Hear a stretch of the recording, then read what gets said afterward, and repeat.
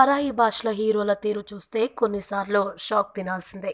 వివాదాస్పద అంశాల్లో వారి తీరు సూటిగా, స్పష్టంగా ఉండటమే కాదు, మనసులోని భావాల్ని స్వేచ్ఛగా చెప్పే తీరు చూస్తే ముచ్చటయ్యక మానదు. అదే సమయంలో మన తెలుగు హీరోల్లో ఇలాంటి మైండ్ సెట్ ఉన్న యువ హీరోలు ఒక్కరూ లేరనే భావన కలగక మానదు.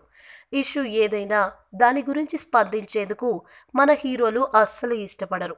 ఇక వివాదాస్పద అంశాలు, సున్నితమైన సమస్యల పట్ల ప్రజలు ఆందోళనలు చేసే విషయాలు తమకు అస్సలు తెలియదన్నట్లుగా వ్యవహరిస్తుంటారు. తమిళనాడులో ఇప్పుడు హాట్ టాపిక్ గా మారిన జల్లికట్టుపై తమిళ్ హీరో సూర్య సంచలన వ్యాఖ్యలు చేశారు. పేటా సంస్థపై విరుచుకుపడ్డ ఆయన స్థానిక జాతి జంతువుల అంతర్ధానానికి కారణం అవుతున్న వారే జంతు హక్కుల గురించి మాట్లాడడం విడ్డూరంగా ఉందని మండిపడ్డారు. జల్లికట్టుకు మద్దతుగా ఆందోళన చేస్తున్న వారికి అండగా నిలిచిన ఆయన ప్రజలు చేస్తున్న ఆందోళనలు సబబేనని వ్యాఖ్యానించడం గమనార్హం.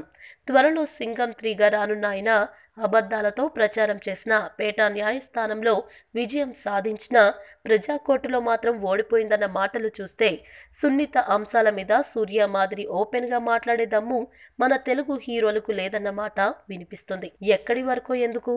సంక్రాంతి పండుగ సందర్భంగా ఆంధ్ర ప్రాంతానికి చెందిన వారు పెద్ద ఎత్తున కోడి పందాల్ని నిర్వహిస్తుంటారు.